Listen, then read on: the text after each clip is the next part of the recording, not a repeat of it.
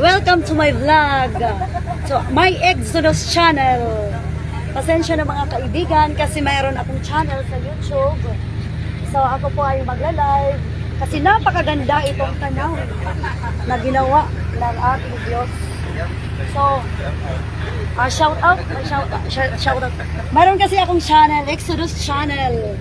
Kaya dahil sa napakagandang tanawin ito, I am monetized already. And then, pwede kayong magkaroon ng channel, mga kaibigan. Madali lang po mga kaibigan paggawa ng channel sa YouTube. At kung mag-click yung video mo, sigurado mga kaibigan, magkakaroon ka ng $100 or di kaya magiging milyonaryo pa. So mga kaibigan, maraming salamat sa ating Diyos.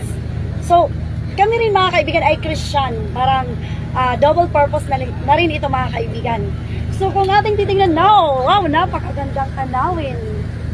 Salamat sa ating Diyos. So salamat sa ating, anong tawag yung driver sa,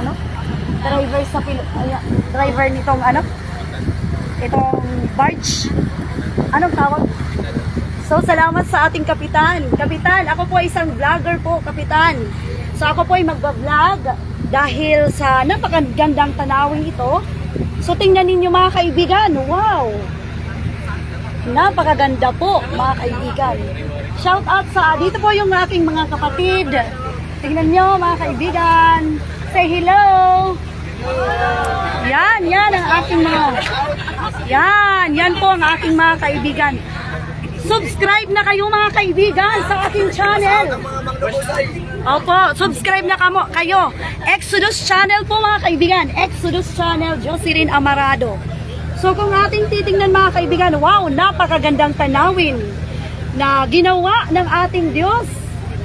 Di po ba mga kaibigan, sinong makakagawa nito? Sister, para sa'yo, sino makakagawa nito? Oh, si Kibuloy? Si Kibuloy? Ano po? Pastor, dito ka sa aking tabi. Oh. So, yun mga kaibigan, kung ating titingnan po, napakagandang tanawin na ginawa ng ating Diyos. Alam po ba ninyo mga kaibigan kung bakit tinawag ito na limasawa? Alam ba natin? Ang history po mga kaibigan ay tinanong po yung isang raha. Tinanong po yung isang tao na tinanong ng isang Spaniard. So, ang tanong ay, how many wives do you have? Unya, giingon sa tao, giingon sa nagtubag na 5 akong asawa. 5 daw ang kanyang asawa, kaya ginawa ito na 5 sawa. Kakasi sa 5 akong asawa. 5 sawa. So yun mga kaibigan, itong lugar po na 5 sawa mga kaibigan ay napakaganda, napapalibutan siya ng tubig. Yun ang tinatawag mga kaibigan na island. Yung island ay napapalibutan ng maraming tubig. Tingnan nyo mga kaibigan, yan. Wow, super ganda, di ba mga kaibigan? Napakaganda po. So yun, kung ating titingnan mga kaibigan, itong 5 sawa ay tinatawag na Christian na lugar. Christian, bakit mga kaibigan? Kasi si Magellan, ang dinala ni Magellan ay cross at saka yung pananakop ng mga Espanyol mga kaibigan, 2 ang dinala nila. Cross at espada. Dahil gusto nilang sakupin ang Pilipinas mga kaibigan. So one of it is the Limasawa Island. So kung ating titingnan mga kaibigan, praise God, napakaganda ng ginawa ng ating Diyos. Kung ating titingnan sa Hebrews chapter 11 verse 3 na anong sabi sa Biblia, tingnan ninyo ang palibot. So yun mga kaibigan, according sa Hebrews chapter 11 verse 3, ginawa, sabi doon, sa pananampalataya, natatalastas natin na natatag ang sanlibutang ito sa pamamagitan ng salita ng Diyos. Amen. Natatag ang sanlibutang ito sa pamamagitan ng salita ng Diyos. Kung titingnan natin, sige nga, Kasi sa aking vlogger, sa pagba-vlog ko mga kaibigan, nagbabasa po kasi kami ng Bible. Pwede ba tayong magbasa ng Bible, Sir Joy, or sinong pwede available dyan na magbabasa ng Bible?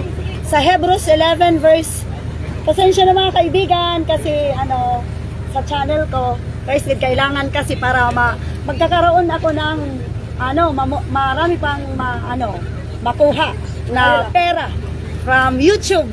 Okay. So kung ating titingnan mga kaibigan, sa Hebrews chapter 11 verse 3, sabi doon, tingnan natin ang Biblia mga kaibigan. Kasi isa sa mga pag-vlog ko mga kaibigan ay tinuturo ko ang salita ng Diyos. Hebrews 11 verse 3. Sige, waray-waray. Tungudin pagtuo, yung sabutan nato, yung nahimo, yung hukos sa kalibutan, pinaagi ng pulong ng Diyos. Yan. So, tungudin pagtuo, waray-waray, tungudin pagtuo, nasabutan naton nga nahimo ini nga kalibutan, pinaagihan pulonghan Diyos. In Tagalog, sa pamamagitan ng salita ng Diyos, ay natatag ang sanlibutan ito. Na ano pat, ang hindi natin nakikita. Sino ang hindi natin nakikita mga kaibigan? Sigaw! Marami. Sino ang hindi natin nakikita?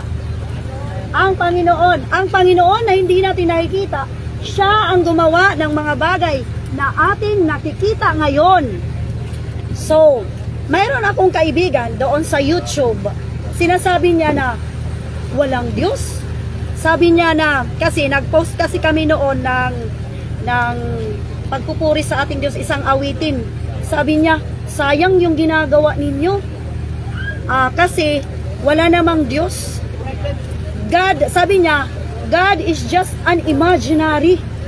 It ginoo ko no, imagination na ko nito tawo nga may da ginoo. Amon sa niya. So, saring ko, well, that's your belief.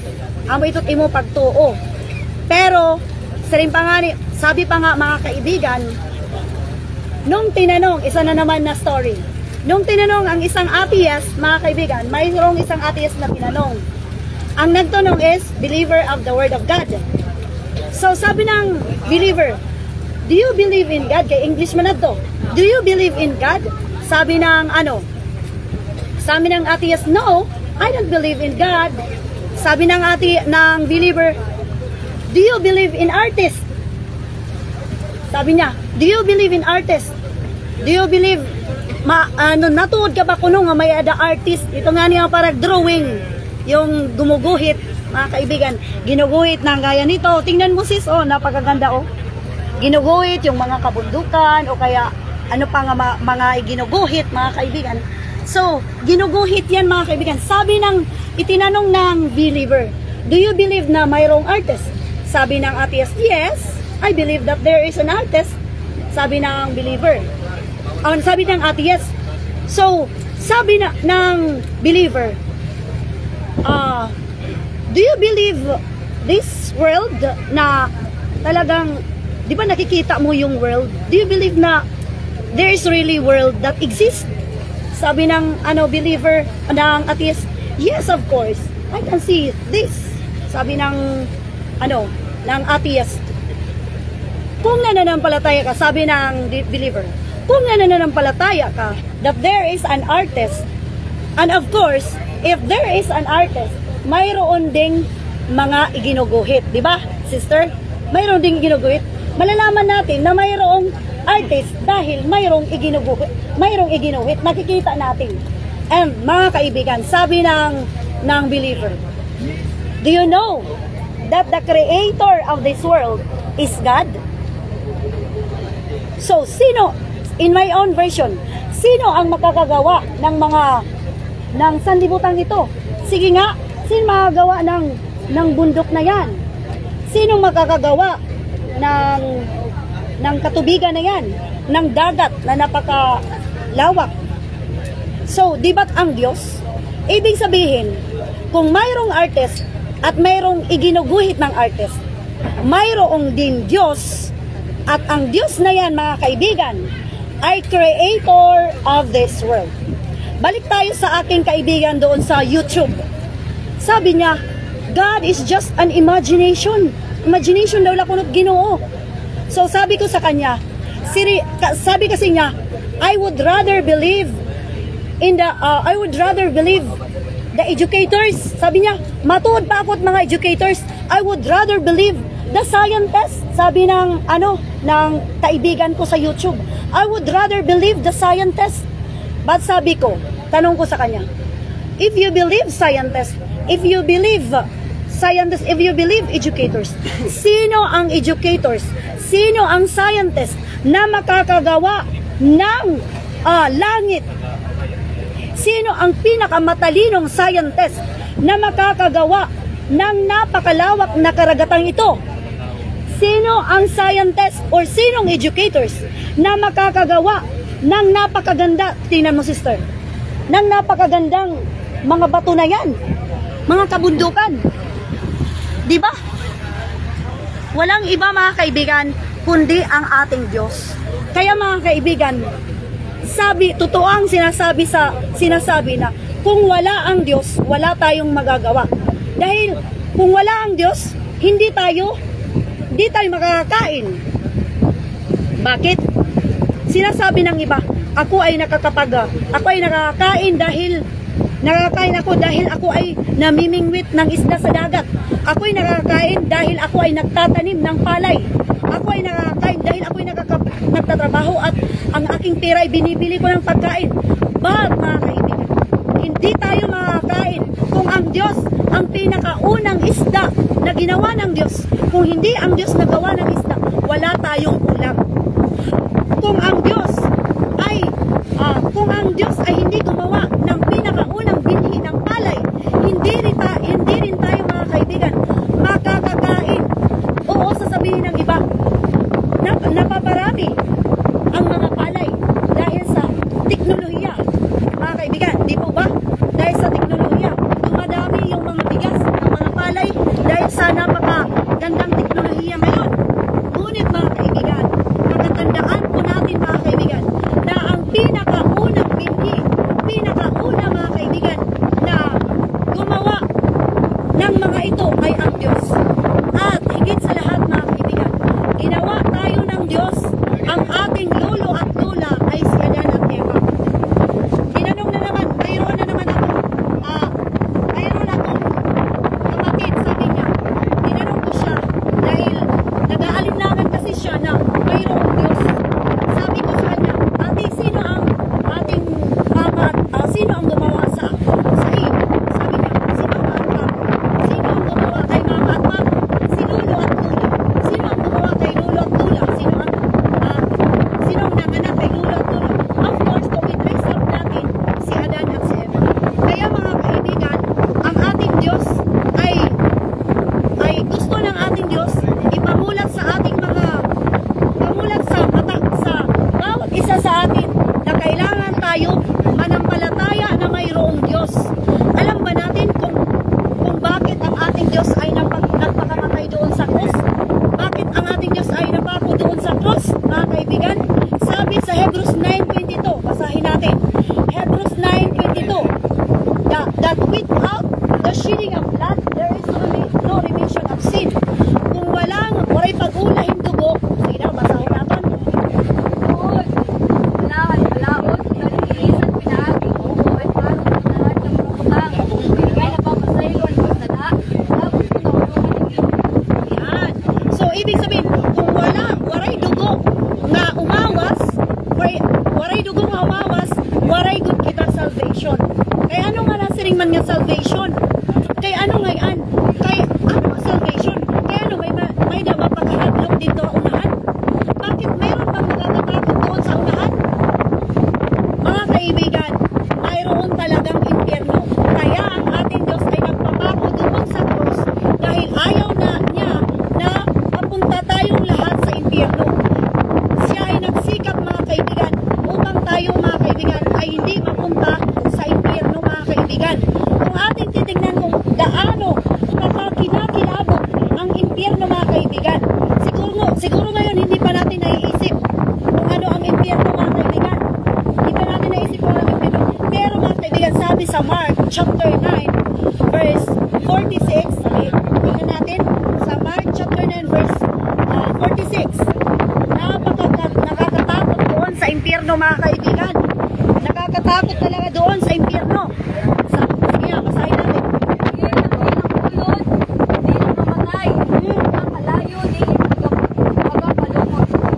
Sige, padayon.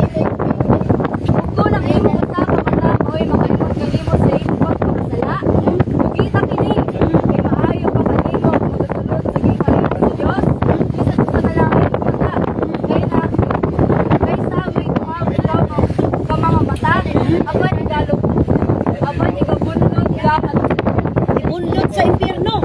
Purihin ng Diyos. Maayo pa kuno nga, isarang atong mata. Musugot pa kita o isarang atong mata. Dili ta musugot no.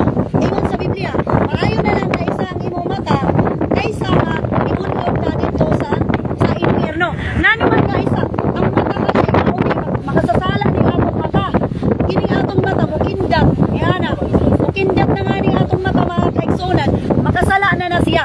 Ibig sabihin na nalukaton, undangon naton ang pagbuhat sa pagpakasala, pinaagi sa atong mata, pinaagi sa atong part sa atong body mga kaibigan. Undangon naton ang pagbuhat sa sala, ngano mga kaibigan? Kasi sabi sa Biblia na dito sa impyerno, dili mapaong ang kalayo. Dito sa impyerno, dili maparong it kalayo. O dito sa impyerno mga igsoon, mga kahigala, dito sa impyerno, pahihirapan doon araw at gabi, magpakailan-kailanman. According sa Revelation 21 verse 20, mga igsuon, delikado kaayo sa impyerno. Pakurian kita dito, pahirapan tayo araw at gabi, magpakailan-kailanman. Sabi pa nga sa Biblia, magpakailan-kailanman. Dito sa libutan, sinasabi nila, walang forever. Sabi nila, walang forever. Pero doon sa kabilang buhay, mayroong forever. Ano yung forever? Magsasakito nito, forever and ever and ever. Wala na'y katapusan ang paghihirap doon sa impyerno. Dito sa impyerno mga igsoon, magwalwal ang dila tungod sa kainit. Tungod sa kainit. Dito sa impyerno mga igsoon, maglangoy-langoy sa kalayo. Dito sa impyerno mga igsoon, nakakita na mo sa bulkan. Nakakita na mo sa bulkan nga ang bulkan mubuto gani mga igsoon mugawas ang iyang lava. Ang lava na combine siya og kanang kuan na ay tubig og kalayo kayo siya nga tubig. Mao na mga igsoon, kanang bulkan ba mga igsoon? Kanang bulkan ba mga igsoon? Gihimo ra na sa Ginoo para display, gawing magandang tanawin yung bulkan. Mga kaibigan, yung bulkan mga kaibigan, alam ba natin kung ano ang elemento ng bulkan? Ang elemento ng bulkan ay asupre. At alam ba natin kung ano ang elemento ng impyerno? Sabi sa Biblia, sa Revelation 21 verse 8, anong sabi sa Biblia? Revelation 21 verse 8, Panalang sa mga kalawan, ngunit sa mga duwag, o sa mga dili matinuod, sa mga hindi mananampalataya, o sa mga malaway, sa mga mapagawa ng kahilayan, mga kahalayan, alang sa mga mamumuno, sa mga namamamatay tao, o sa mga makikilabaston, o sa mga mahahalay, o sa mga lumayan, sa mga lumayan, o sa mga nagsisimba sa mga Diyos-Diyos, sa mga nagsisimba sa mga Diyos-Diyosan, sa mga Diyos-Diyosan mga kaibigan. Yung Diyos-Diyosan mga kaibigan ay yung mga rebulto ng Santo Niño, rebulto ng Jesus, rebulto ng kung anong rebulto. Sabi sa Biblia mga kaibigan, anong mangyayari? o sa tanang mga bangakot, Sa tanang mga sinungaling, kanilang bahid, mao ang paghihapon sa linaw, sinao sa kalayo nga sobre, ang mga ikaduha, mao ang ang mao ang ikaduha kamatay. kalayo o gasupre mga kaibigan. Kalayo, asupre. Balik tayo sa elemento ng bulkan. Ngayon, dahil sa high-tech na panahon, i-search ninyo ano ang elemento ng bulkan.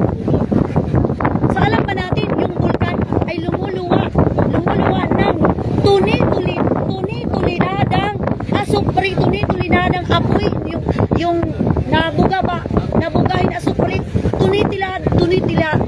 tuni-tulilada na asupre. Mga kaibigan, kahit ngayon, mag-search kayo ngayon, i-google nyo na yan mga kaibigan. ninyo, ano ang elemento ng bulkan? Ang elemento ng bulkan, mga kaibigan, ay asupre. At ang elemento ng impyerno ay asupre. Ginawa ng Diyos ang bulkan upang manampalataya tayo na mayroong talagang impyerno. Kaya yun, mga kaibigan, ang ating Diyos ay nagsakripisyo sa atin. Nagpakamatay doon sa krus. Inantos niya. Anong inantos? Anong kalitot inantos si Juan? Tagalog lang. Pinaghirapan niya, mga kaibigan, na siya ay mabako doon sa krus. Dahan-dahan, mga kaibigan, na lumabas ang kanyang dugo dito sa kanyang ulo dahil linagyan siya ng tinik. Dahan-dahan siya ay lumabas ang dugo dito sa kanyang mga kamay. Dahan-dahan, mga kaibigan, siya ay namatay mula sa kanyang pagkapako hanggang sa kanyang kamatay, hanggang siya ay namatay na, mga kaibigan. Dahil, mga kaibigan, malapit na magdilim at malapit na, mga kaibigan, na magsirom na, sinabi ng mga sundalo, mababasa sa Mateo, mababasa yan sa Lucas, sa Juan, mababasa sa 4 Gospel, mga kaibigan. Dahil sa mga kaibigan, magdidilim na ang conclusion or ang plano ng mga sundalo, mga kaibigan. Ano ang plano ng mga sundalo? Sige, tingnan mo doon para makapanin. Wow, napakaganda. Lalo tayong makalastas. So, yun, mga kaibigan. Dahil sa napakahirap, mga kaibigan, na nangyari kay Jesus Christ, mga kaibigan, dahil gusto ng ating Diyos hindi tayo mapahamak. Ano ang ginawa ng mga sundalo, mga kaibigan? Praise God. Anong ginawa ng mga sundalo? Anong ginawa ng mga sundalo, mga kaibigan, nang maggagabi na, nagsisirom na? So, nagplano sila, mga kaibigan, na babali-baliin ang kanyang mga buto, sabi ng mga sundalo. Ngunit, sinabi na, mga kaibigan, ng propeta ng Diyos sa Old Testament na hindi mangyayari na mabali-bali ang mga buto ni Jesus Christ. Kaya, mga kaibigan, pagdating ng mga sundalo, mga kaibigan, nakita nila ang mga sundalo na si Jesus Christ ay patay na dahil yung ulo niya ganun na. So, para masigurado, mga kaibigan, na siya ay patay na, binanggaw siya sa tagiliran, mga kaibigan. Binanggaw si Jesus Christ sa tagiliran at lumabas, mga kaibigan, ang dugo at tubig mula sa tagiliran ng ating Panginoon Diyos, mga kaibigan. Bakit ginawa ng ating Diyos ang mga bagay na yan, mga kaibigan? Kaya nung ginbuhat ang Ginoo, kaya nung ginpabayaan lang niya mga kabuktuan, mga kasangkayan, na hiya mamatay dito sa krus, mga kasangkayan. Mangyari, mga kasangkayan, mga kaibigan, mayroong dalawa siyang mga kasama na ipinako din sa krus. Sinabi ng isa na lumusad ka, bumaba ka, tulungan mo kami, tulungan mo yung sarili. Ngunit hindi ginawa ni Jesus Christ. Dahil, mga kaibigan, ang dugo ng ating Diyos, ang dugo ni Jesus Christ, mga kaibigan, ang magliligtas sa atin mula sa impyerno, mga kaibigan. Ang dugo ni Jesus Christ, mga kaibigan, ang kanyang pag-ibig sa atin, ang nagligtas, mga kaibigan. Nagligtas para tayo ay hindi mapasa impyerno, mga kaibigan. Yun ang napakalawak, napakalaking pag-ibig ng ating Diyos. Kung ating titingnan sa John chapter, ating tingnan, mga kaibigan, John 3:16, mga kaibigan. For God so loved the world, kaigsuunan, kaigalaan, gihigugma ka sa Diyos, gihigugma kita sa Diyos, kitang tanan gihigugma sa Diyos.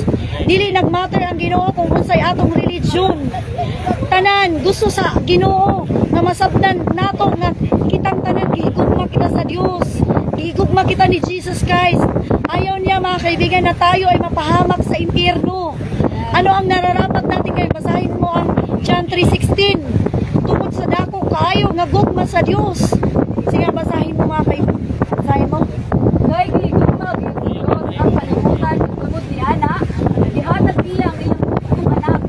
Aron ang tanan nga mosalig niya dili malaglag. Dili kay kinabuhi tayo. Ingon niya, mga kaigsunan, na gayon na lamang ang pagsinta ng Diyos sa sanlibutan, na ibinigay niya ang kanyang bugtong na anak, na ang sino mang sumampalataya sa kanya ay magkakaroon ng ano? Anong sabi buhay na walang hanggan. Ang sinumang sumampalataya sa Kanya, ang sinumang sumampalataya ng buong puso kay Panginoong Jesucristo ay magkakaroon ng buhay na walang hanggan. Hindi na siya, mga kaibigan, mapapurusahan sa impyerno. Hindi po religion ang makakapagligtas sa atin, kundi si Jesus Christ po ang makakapagligtas sa atin. Sino si Jesus Christ, mga kaibigan? Siya ang Diyos natin. Isaiah chapter 9 verse 6. Anong sabi sa Biblia? Si Jesus Christ ang ating walang hanggang Ama. Si Jesus Christ, mga kaibigan, ang Alpha at ang Omega. Kung ating babasahin, mga kaibigan, dyan, basahin muna natin ang Isaiah chapter 9 verse 6. Anong sabi doon? Si Jesus Christ ang walang hanggang Ama natin. Sige nga, basahin mo. May alang kanako ang usa ka bata na tao. Kinsa na nga bata? Si Jesus Christ na, mga igsuon. Sige, patuloy.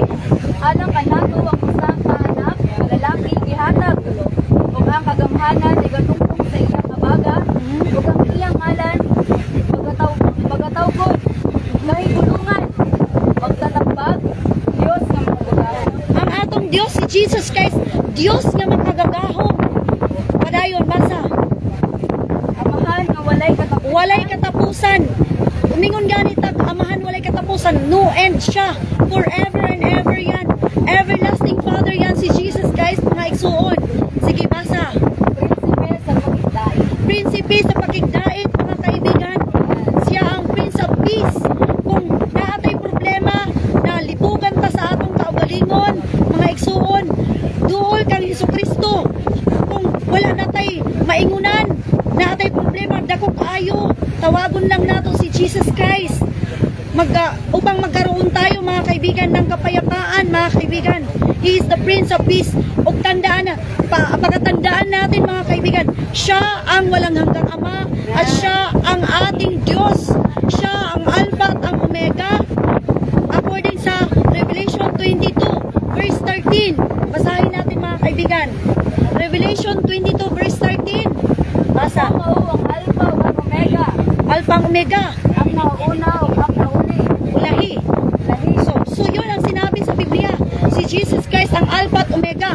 Wala siya ang una at ang huli. Walang nauna sa kanya, huli man sa kanya. Siya na talaga, siya ang ating Diyos. If you confess your mouth that Jesus is Lord, you will be saved. And with all your heart, you believe in Jesus Christ. Ano ang pagbilib, mga kaibigan? Kailangan mayroong aksyon. Sabi sa Biblia, sa John chapter 1, verse 12, binibigyan tayo ng karapatang maging anak ng Diyos kung tayo'y mananampalataya ng buong puso kay Jesus Christ, mga kaibigan. John 1:12.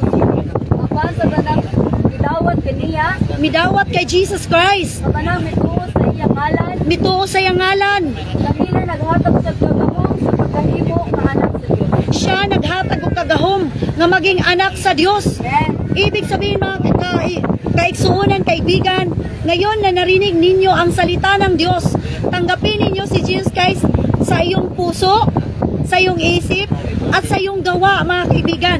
Paano natin ipapakita ang gawa?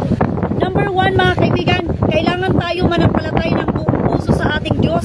Mga kaibigan, sabi sa Biblia, ikaw ba'y nananampalataya ng Diyos ay isa? Mabuti ang iyong ginagawa. Dahil ang diablo man ay nanginginig pa at nananampalataya na isa lang ang Diyos. Mababasa sa Santiago, James 1. Tingnan mo, sister, hanapin mo na lang ang James chapter 2, siguro yata yan. Chapter 2. Ikaw ba ay nananampalataya ng Diyos ay isa? Mabuti ang iyong ginagawa, sapagkat ang mga demonyo ay nananampalataya at nagsisipanginig pa. Isa lang ang ating Diyos, mga kaibigan. Si Jesus Christ lang ang ating Diyos. At si Jesus Christ ang aming ipinapangaral sa inyo. Hindi religion. Tanggapin natin si Jesus Christ ng buong puso natin, buong isip, buong kaluluwa. Pastor Nando, ano pa itong verse na namumuro ni Satanas, demonyo? Santiago 2:19. Santiago 2:19. Sabi doon sa Santiago 2:19 na ikaw ba ay nananampalataya na ang Diyos sa isa? Mabuti ang iyong ginagawa.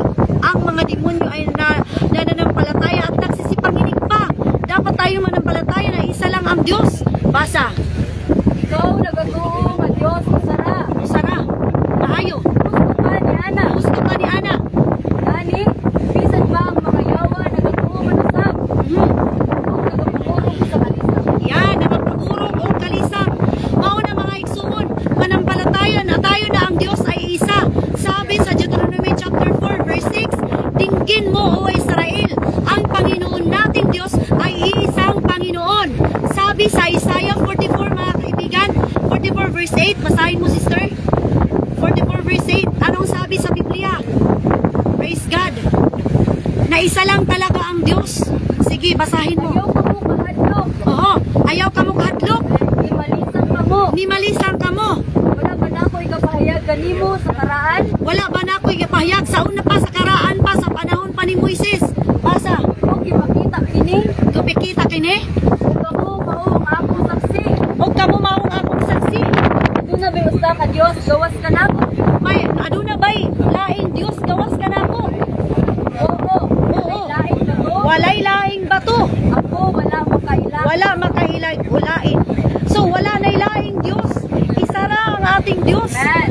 Isara ang atong Diyos. O isara ang Alpha o Omega. Mauna mga igsuon si Jesus Christ sa unang panahon. Ang mga Israelita mangutana. Ipangutana siya ni ang Diyos, ipangutana ni Moises. Ginoo, kung mangutana ang mga taga-ituhanon, kung kinsa ang imong ngalan, ingon sa atong Diyos, itubag nimo nga ako, mao ako. Wala dito isulti kung unsay ngalan sa atong Diyos. Wala isulti dito. Ingon sa Biblia, gihapon ni Jesus Christ, ingon si Jesus Christ, dili nga nimo mutuo nga ako, mao ako, mga matay gayud kamo sa inyong mga sala. So si Jesus Christ mga igsuon, siya ang Alpha and Omega, the first and the last. Dinggin mo ang Israel, ang Panginoon nating Diyos ay isang Diyos. At mga igsuon, ito ang dapat nating panampalatayanan. Ito mga igsuon, mga kapatid, ang dapat nating panampalatayanan si Jesus Christ. At tanggapin natin si Jesus Christ sa ating mga buhay. Sinabi ko na sa inyo mga kaibigan, kung paano tatanggapin ang ating Diyos. Tanggapin natin siya sa ating panalangin. Ipikit natin ang ating mga mata at tumalangin tayo kay Jesucristo. Sa ating panalangin, buksan natin ang ating puso, ang ating isipin na nandyan ang ating Diyos. Sa ating panalangin, ibuka natin. Alam ba natin kung anong pinaka-the best prayer natin mga kaibigan? Ang pinaka-the best prayer natin mga kaibigan ay, Panginoong Hesus, tulungan mo ako Panginoong Hesus na hindi ako maibulit sa impyerno. Alam ba natin doon sa impyerno mga kapatid, walang hanggang apoy. Hindi na yun mga kapatid, hindi mo pwedeng sabihin, Panginoon, pwede ba dito ako Panginoon, 100 years lang ako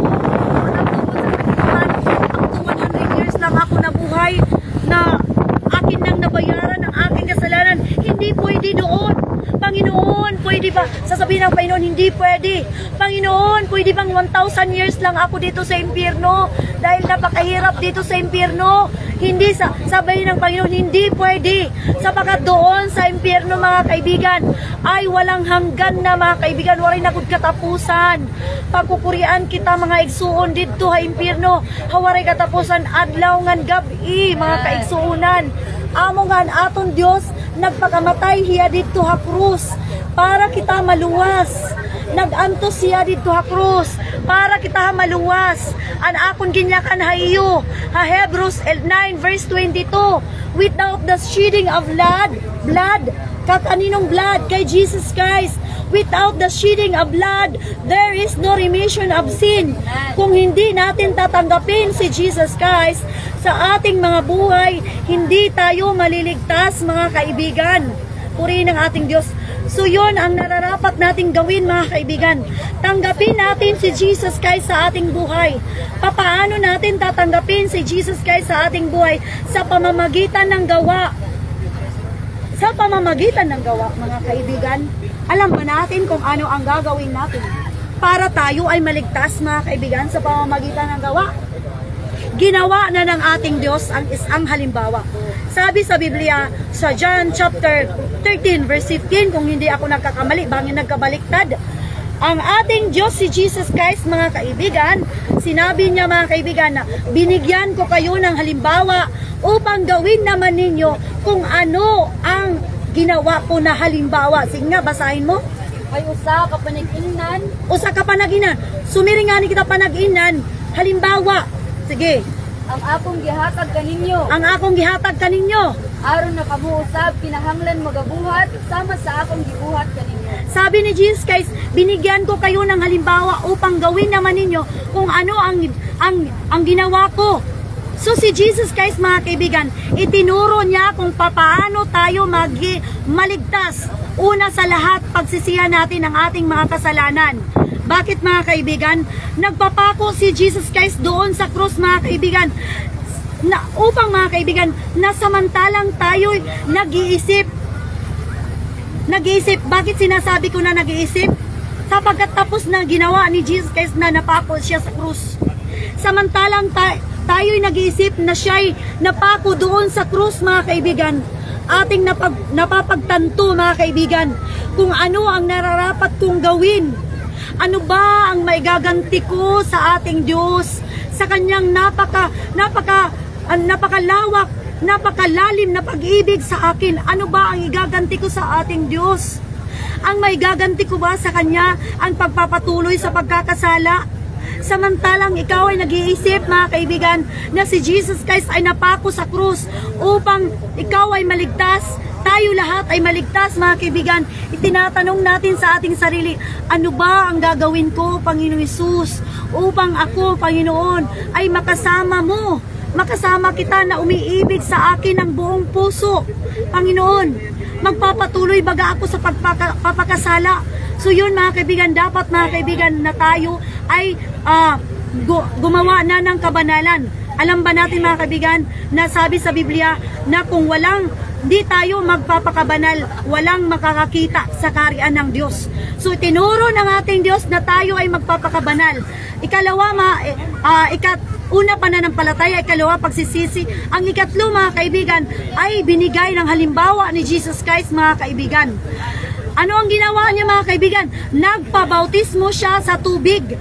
Ano ang ginawa niya, mga kaibigan? Ang kanyang pagpapabautismo ay 30 years old na siya, mga kaibigan. 30 years old na siya nagpabautismo dahil binigyan niya tayo ng halimbawa. Sapagkat ang sabi sa Biblia, mga kaibigan, according sa Mark chapter, kung di ako nagkakamali, Mark chapter 16 verse 15 to 16, sabi doon, sige nga, sister. Ug siya miingon kanila. Sige, si Panay. Ug siya miingon kanila. Panglakaw kamo sa tibuok kalibutan, ug iwali ninyo ang maayong balita ngadto sa tibuok kabuhatan. Ingon, mauni ang inggiingon, mga igsuon. Iwali ninyo ang maayong balita sa tibuok kalibutan. Alam ba natin, mga kaibigan, ang programa ng ating gobyerno, mga kaibigan, ay gusto na nga, lalo-lalo na ngayon sa matatag curriculum, mga kaibigan, itinuturo na, mga kaibigan, sa matatag curriculum ang values education, itinuturo na kung paano magbasa ng Biblia, mga kaibigan. And no matter whatever religion we have, mga kaibigan, kung anong religion, at mayroon tayong tinatawag na kasimbayanan. Alam ba natin kung anong kasimbayanan?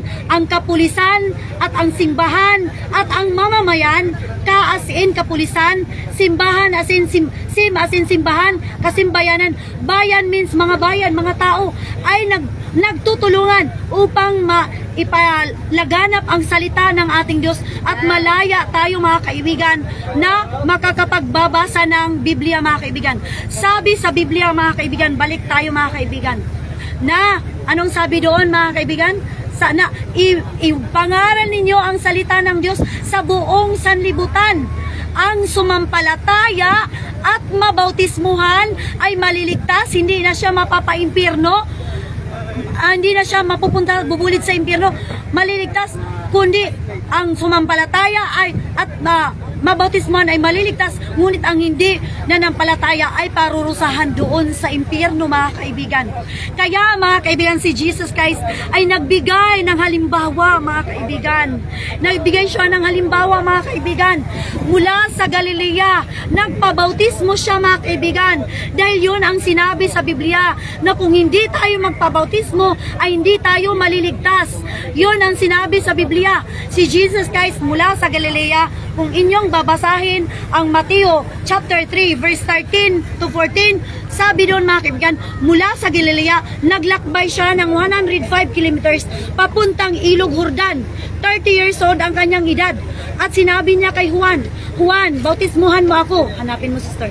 Juan, bautismuhan mo ako. Ngunit, sinabi ni Juan, huwag, Panginoon. Ibig siyang, sabi doon, ibig siyang sansalahain ni Juan.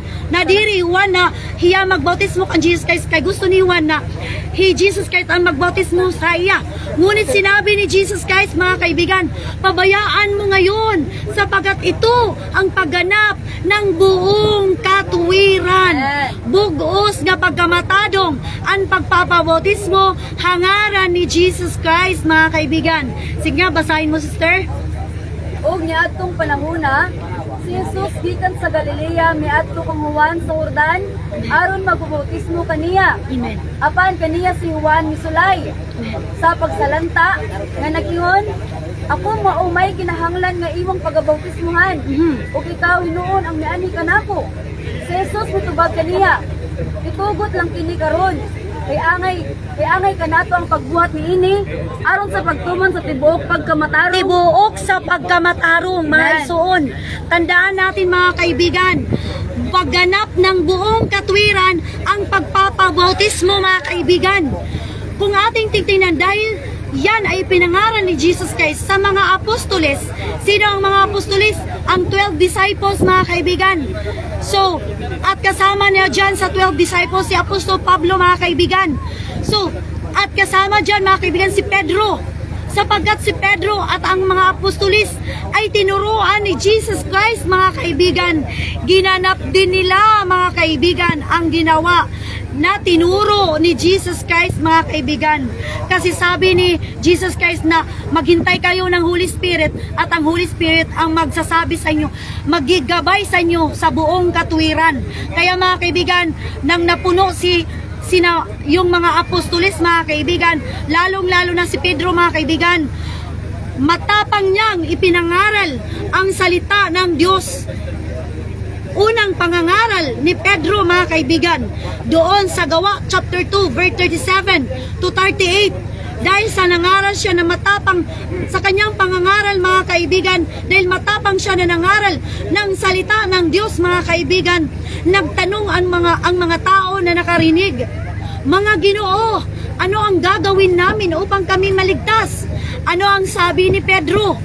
Mangagsisi kayo sa 38. Mangagsisi kayo at magpagbautismo ang bawat isa sa inyo sa pangalan ni Jesucristo sa ikapagpapatawad ng inyong mga kasalanan para hindi tayo punta sa impyerno, para mapatawad ang ating kasalanan, sapagkat kung hindi mapapatawad ang ating kasalanan ay may bubulid tayo sa impyerno.